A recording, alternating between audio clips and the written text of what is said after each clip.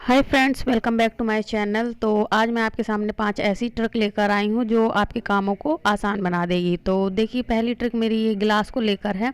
तो कभी कभी हम गिलास हमारी एक के ऊपर एक चढ़ जाती है और फिर निकलती नहीं है, कितना भी निकालो।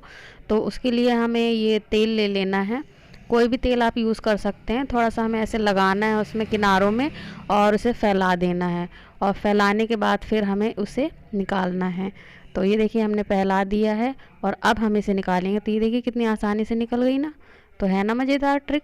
तो चलिए दूसरी ट्रिक की ओर बढ़ते हैं। तो ये दूसरी ट्रिक हमारी सुई में धागे को डालने को लेकर है। तो हमें सबसे ज़्यादा दिक्कत होती है सुई में धागा डालने की।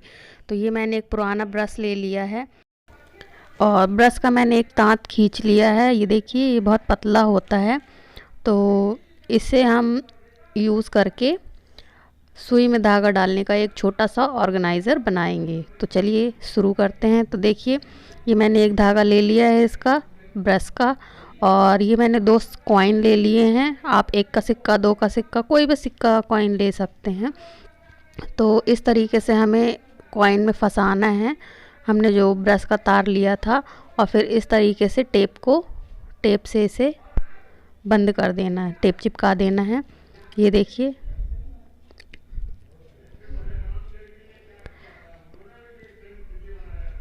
इसे थोड़ा अच्छे से मजबूती से चिपकाना है ताकि हमारा निकले ना। तो ये हमारा एक छोटा सा ऑर्गेनाइज़र बनकर तैयार है जिससे हम आसानी से सुई में धागा डाल सकते हैं। तो इसे मैं अच्छे से कवर कर देती हूँ। तो ये देखिए बन गया ना हमारा। देखिए कितना प्यारा लग रहा है। तो ये छोटा सा ऑर्गेनाइज़र है।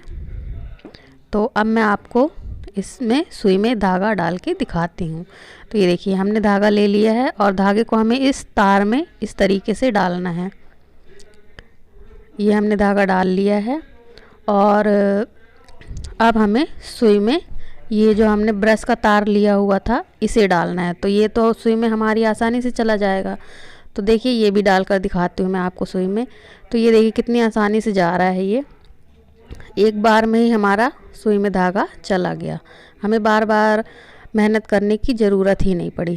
तो कैसी लगी आपको ये ट्रिक, जो आपको बहुत ही आसानी से सुई में धागा डालने के लिए बता रहे हैं। तो तीसरी मेरी ट्रिक इस फॉइल को लेकर है।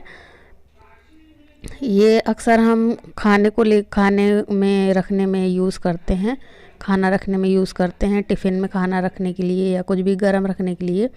तो आज हम इसे पैरों पे यूज़ करेंगे। तो मैंने ये पेपर फॉइल काट लिया है। हम इसे 20 से काट लेंगे। और ये देखिए, जिनके भी घरों में छोटे बच्चे हैं और जैसे सर्दियों का मौसम आ गया है तो सर्दियां लग जाती हैं, तो हमें इस तरीके से उनको पैरों में पहना देना है। इस तरीके से अगर हम पहना के रखेंगे तो उन्हें सर्दी बिल्कुल भी नहीं लगेगी।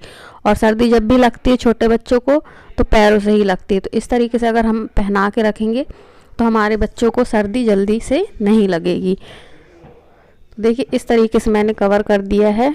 मेरा बच्चा थोड़ा बड़ा है, आप ये छोटे बच्चों पे यूज़ कर सकते हैं। ये देखिए, इस तरीके से कवर कर देंगे तो बच्चों को ठंड नहीं लगेगी। तो कैसी लगी आपको ये ट्रिक।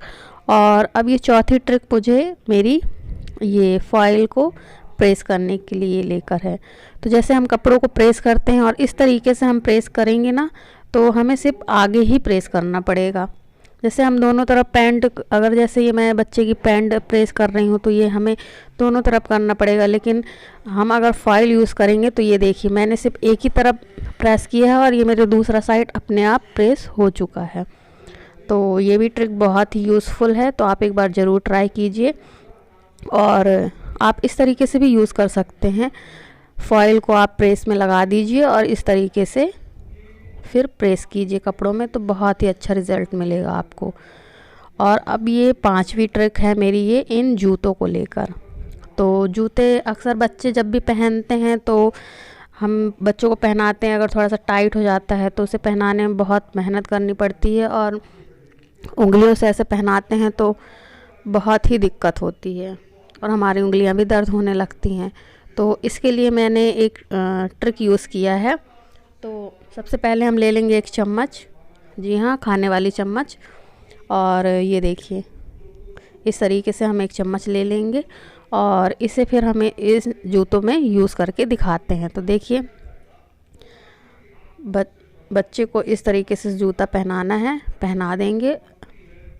और फिर ये देखिए, हमें चम्मच को इस तरीके से रखना है, कुछ इस तरीके से रखना है और बस ये बहुत ही आसानी से पैर इसमें चला जाएगा शूज़ में।